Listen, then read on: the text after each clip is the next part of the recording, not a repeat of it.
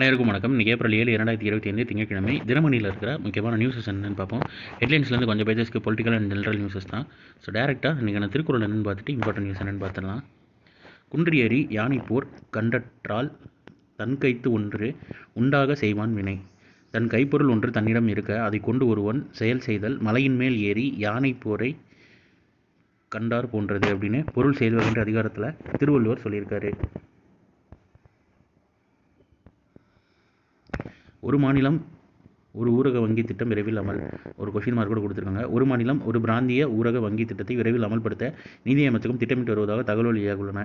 செலவுகளை குறைத்து செயல்திறனை அதிகரிக்கும் விதமான தற்போதைக்கு மொத்தமுள்ள 43 பிராந்திய ஊரக வங்கிகள் ஆர்ஆர்பி ரீஜனல் ரூரல் பேங்க் ஆர்ஆர்பினா 28ஆக குறைக்க முடிவு செய்யப்பட்டுள்ளது.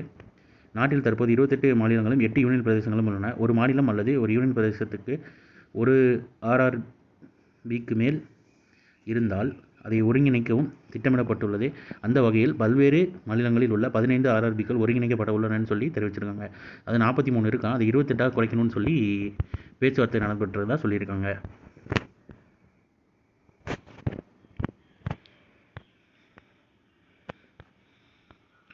இப்போ சுதர்சன் பட்நாயக்கிற்கு பிரிட்டனின் சான் மாஸ்டர் விருதுன்னு தெரிவிச்சிருக்காங்க.